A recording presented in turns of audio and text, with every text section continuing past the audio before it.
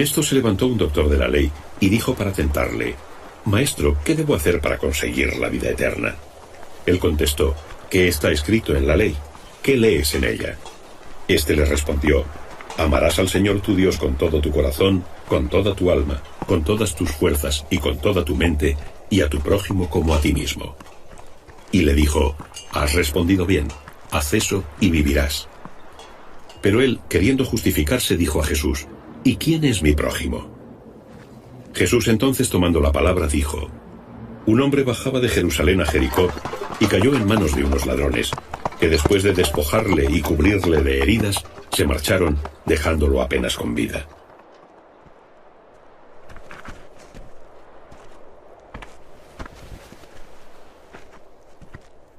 Bajaba por aquel camino un sacerdote que, viéndole, pasó de largo.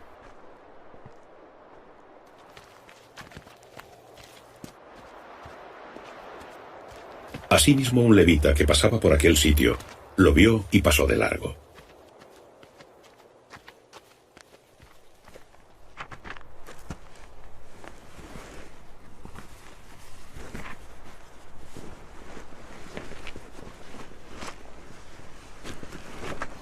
Pero un samaritano que iba de camino llegó hasta él y al verle se llenó de compasión. Se acercó, vendó sus heridas, echando en ellas aceite y vino,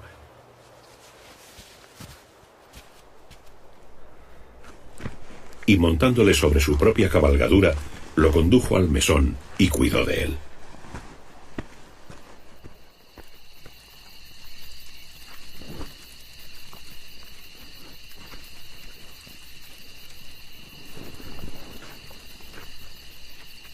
Al día siguiente, tomando 2 denarios, se los dio al mesonero y le dijo: «Cuida de él, y lo que gastes de más, te lo pagaré a la vuelta». «¿Quién de los 3 te parece que fue prójimo del que cayó en manos de los ladrones?». Él le contestó: «El que tuvo misericordia de él». Y Jesús le dijo: «Anda y haz tú lo mismo». Palabra del Señor. La pregunta del legista es muy interesante, ya que es sobre lo que hay que hacer para heredar la vida eterna. Qué interesante que también nosotros nos interesásemos por la vida eterna. Él pregunta y se cuestiona sobre lo que tiene que hacer para vivir con sentido. Que vivamos entonces con sentido que nos lleve hasta la vida eterna. La aclaración de vivir con sentido viene con el ¿quién es mi prójimo? El legista, una vez más podemos decir, pregunta por algo que ya sabía como un judío instruido que era. Sin embargo, el Evangelio modifica este concepto de prójimo. Podemos decir que el Evangelio nos dice que prójimo no es primeramente el próximo, el de tu familia, el de tu tribu o de tu pueblo, sino el necesitado. Más aún, prójimo puede ser cualquiera. De ahí que el único personaje de la parábola presentado de manera anónima sea el asaltado y medio muerto. Parece entonces que Lucas nos quiere dejar claro que prójimo no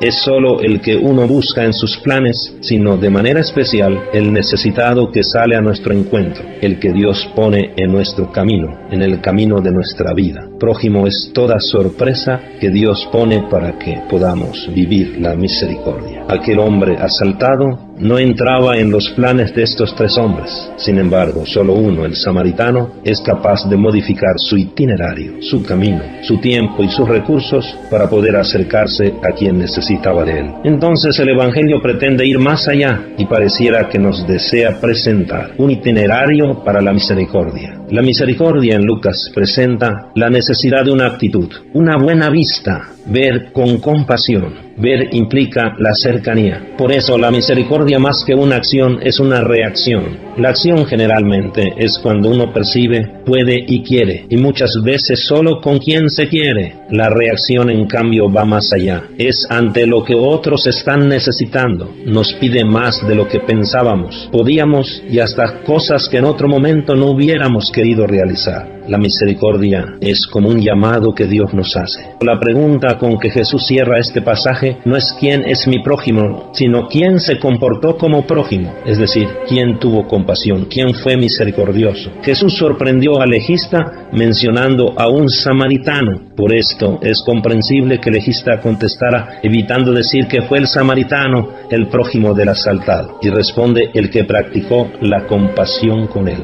Podemos decir que Jesús hizo caer solito en la trampa al doctor de la ley, ya que Lucas solo utiliza estos términos de compasión para referirse al comportamiento de Dios. Todo esto nos da a entender que el que practica la misericordia, sea quien sea, se asemeja a Dios, se parece a Dios, porque se comporta al estilo de Dios. De aquí que el que sufre, el necesitado, se convierte en una oportunidad para darle sentido a nuestra vida, ya que nos exige vivir la misericordia al estilo de Dios. Anda y haz tú lo mismo. Esto es lo que debemos acoger como un mandato de Dios. Exige recordar lo que hizo el samaritano, porque se es prójimo no solo si se ayuda a otro, sino si se hace de esta manera. De ahí que no cualquier ayuda nos asemeja a Dios, sino solo la que tiene estas características al estilo de Jesús. Mis queridos hermanos, urgen dos cosas en este mundo: que nos interesemos en serio por conseguir la vida eterna y no pongamos la fuerza en nuestra vida y la felicidad en lo material. Y segundo, urgen buenos samaritanos, aquellos que tienen compasión de su hermano y se ocupan de él.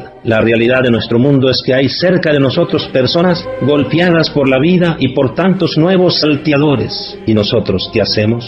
¿No será que damos un rodeo y pasamos de largo? ¿O será que nos esforzamos por ser buenos samaritanos? Recordemos al Señor Jesús: si haces eso, vivirás. Que nosotros seamos esos buenos samaritanos que tenemos compasión, que nos acercamos, que nos bajamos de nuestra cabalgadura y nos acercamos al hermano, que lo levantamos, que lo cuidamos, que nos ocupamos de él. Señor, que yo nunca pase de largo ante el hermano caído y golpeado. Mis queridos hermanos, ¿qué podemos hacer para reflejar mejor el rostro misericordioso de Dios a través de lo que decimos, pensamos y hacemos en nuestra familia, en nuestro trabajo, en nuestra parroquia y en nuestra sociedad, ante tantos hermanos asaltados por la situación del mundo egoísta, injusto y violento? ¿Qué podemos hacer para reflejar mejor el rostro misericordioso de Dios? ¿Qué necesitamos hacer también para que veamos a quienes necesitan de nosotros como una bendición de Dios, para darle más sentido a nuestra vida cristiana como verdaderos